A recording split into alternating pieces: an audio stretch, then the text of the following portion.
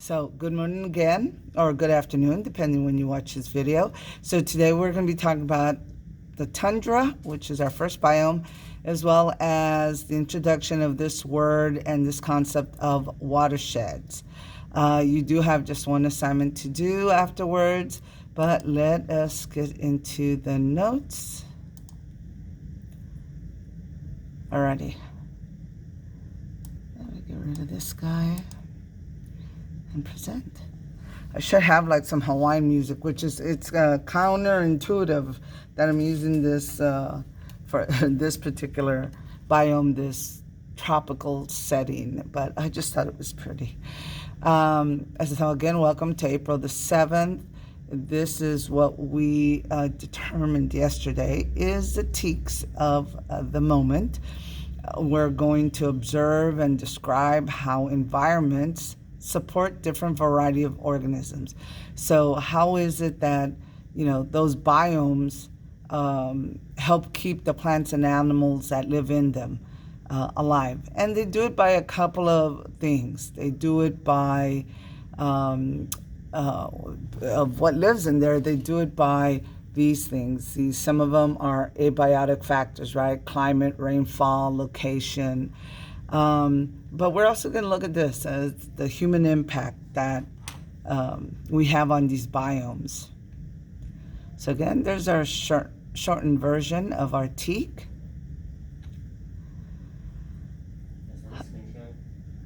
Oh, sure. Thank you for letting me know that I need to screen share. No one at home is saying anything or anywhere. Thank you, sir. Let's go back to this.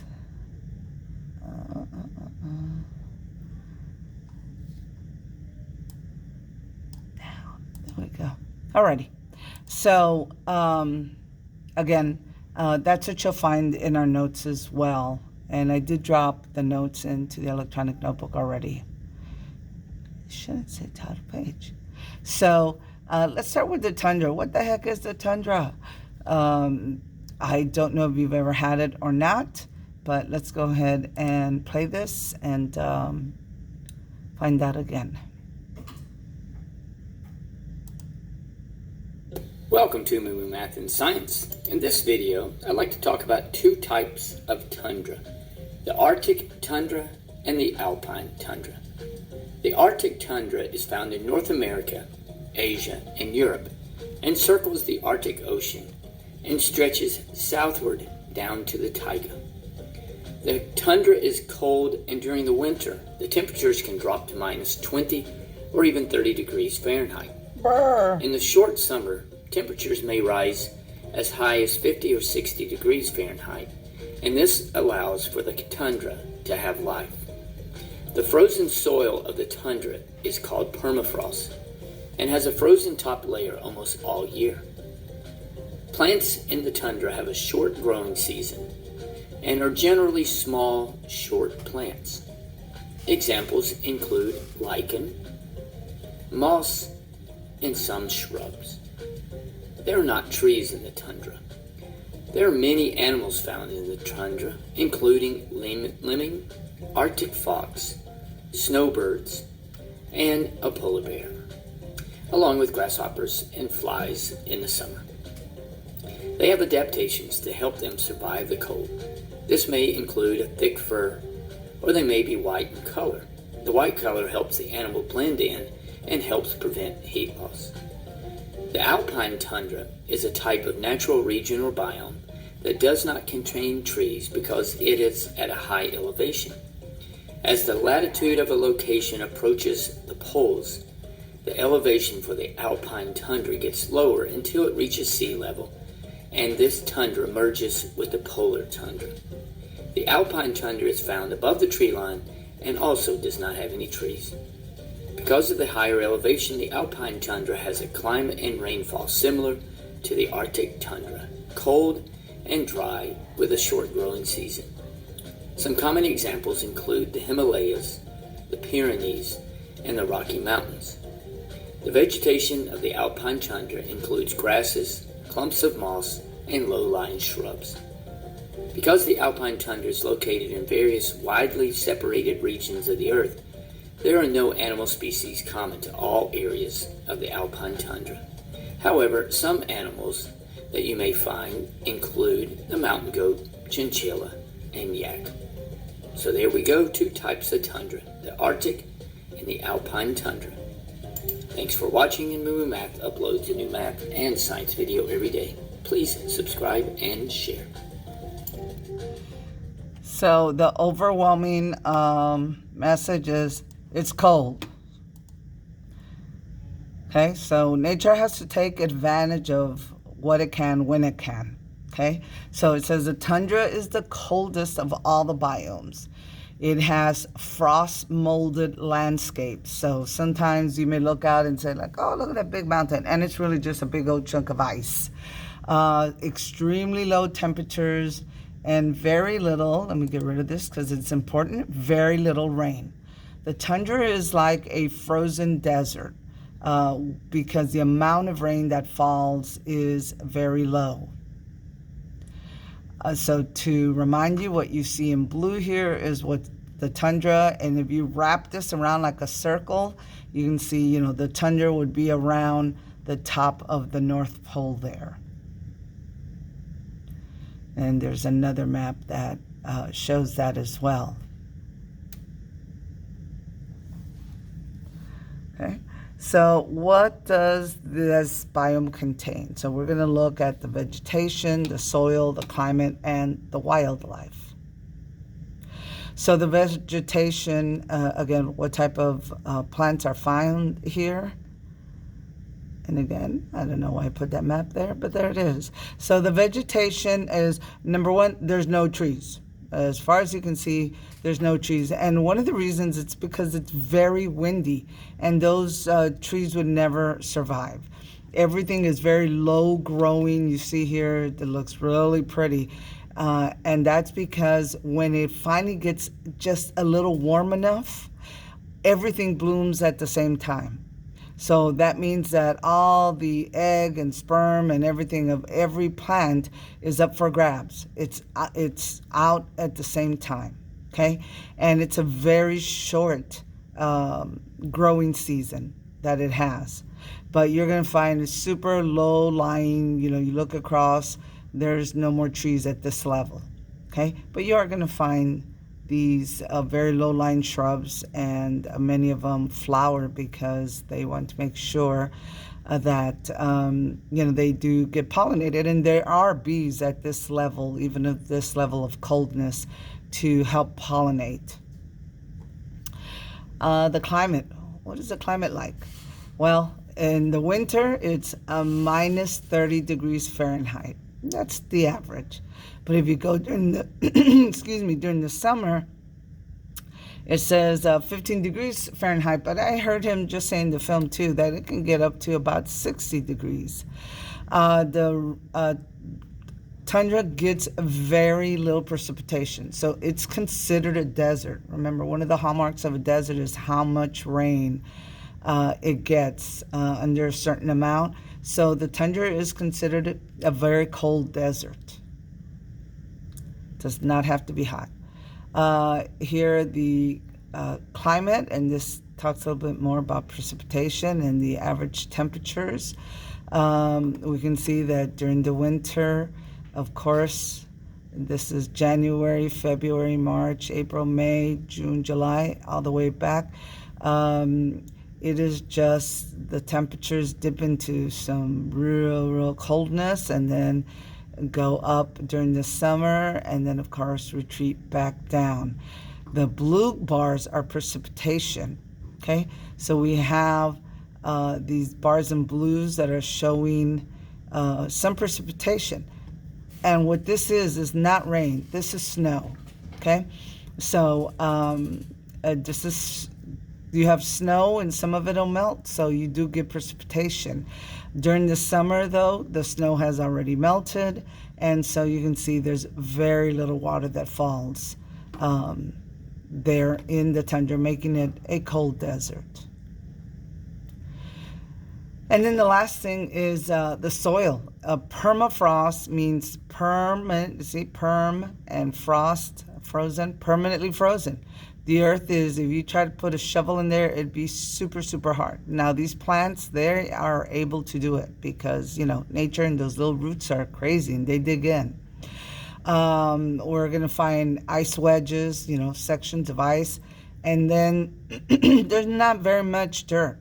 And that's because, you know, one way soil is made is by plants and animals dying and mixing in with the rock and making soil. Well, there's not very much vegetation that grows here. There's not a whole lot of animals either, although there is a variety of animals, just not a whole lot of them. And what does the wildlife look like? It looks like these guys here. You can see they're heavily coated. This is a lemming, a yak, you know, rabbits, a kind of reindeer. Those look like reindeer, kind of animals that you would expect in that area. You can see they're all color coordinated as well to their environment. And of course, we know that's an adaptation to help them hide from prey or hide from predators.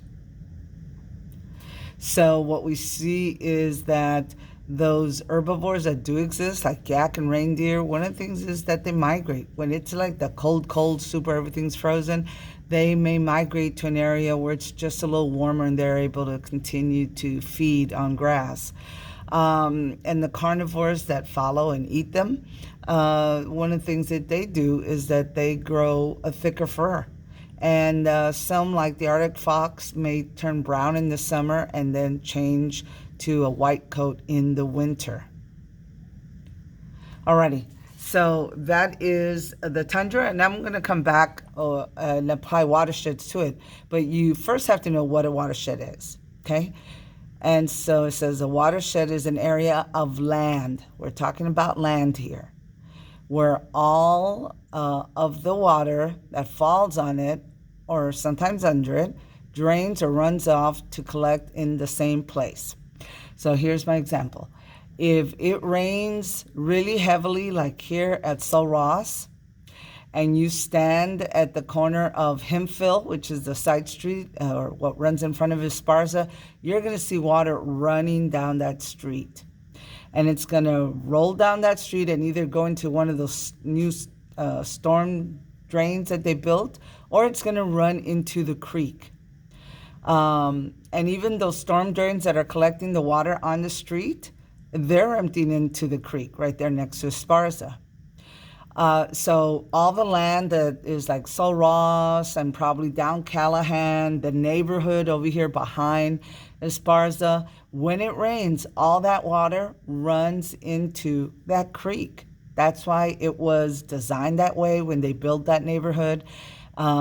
It's all tilted in that direction. It's tilted down for the water to run in there. And that way we won't have flooding within the neighborhood. So the land where the water's falling and running into the ditch is called the watershed. And let me play this little video for you. Oops. What is a watershed? Just a moment, I'll tell you if I can put this up here for you to actually see.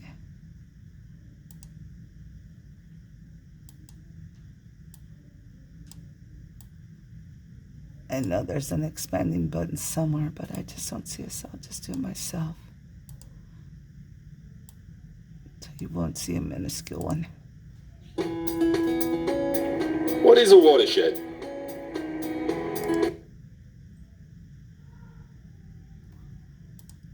Tell us. What is a watershed? Is it a shed that holds water? Nah, try again. A watershed is all of the land that drains into the same location or body of water. People tend to think only of water bodies such as rivers, lakes, and wetlands as being part of their watershed. However, any land, whether it is park, farm, forest, school parking lot, and even the soil we build our homes on is also included. Think of a watershed as a funnel. collecting all the water within a specific area and draining into the nearest body of water. Drop by drop, water is channeled into soil, groundwater, creeks and streams, making its way to larger rivers and eventually the ocean. Everyone in the world lives in a watershed. Watersheds know no political borders, whether local, national or international. Our environment, our economy and our society all depend on a healthy watershed. There we go. So the watershed is the land around. Again, the land around the creek back here behind Esparza, that is the watershed to that creek. All the creeks that run together in San Antonio and run into the San Antonio River, that makes all of San Antonio a watershed to the San Antonio River. Okay, so in this little diagram I put together here, we see that if we had an area, so here's the hill goes up, the hill goes down, the hill goes up, the hill goes down. If you were a drop and you fall anywhere right here on this side of the dotted, purple dotted line, you're gonna roll down in this direction. And that's just due to gravity, okay? This river is the lowest point. Here, it's like a valley, it goes like this, right? So if you're a raindrop and you fall here, you're gonna go into this river. That would make all this land where if you were a raindrop, you went into this river. This is the watershed. The land is the watershed to this river. And where this becomes important is that if you drop a pollutant here, like some terrible chemical, it's going to get picked up by that water and run into that river. Okay, that's why we study watersheds. So again, here's the ridge line. So there's a hill that goes up, hill that goes down. If you're a raindrop and you hit on this side, you're going to roll in that direction. And again, just gravity.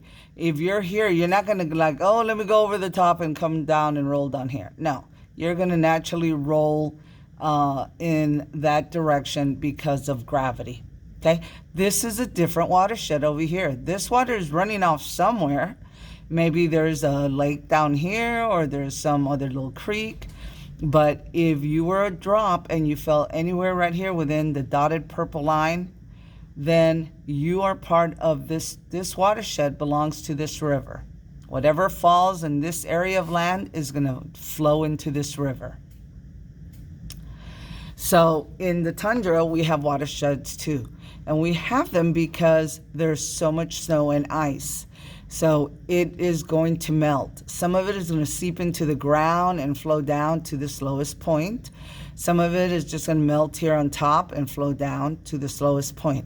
So this land is a watershed to this body of water, whatever it may be, a stream, a river, a lake. In this area too, there are lots of temporary creeks or bogs, little puddles sort of, that pop up because suddenly all this ice may be melting. And unfortunately, with the temperatures rising due to, the pollution in our atmosphere, we know that global warming is causing this to melt even more, even faster. Even giant glaciers. So glaciers are rivers of ice, and they move just a little bit every year, just a little bit. But with global warming, they've been receding, they've been pulling back, they've been melting.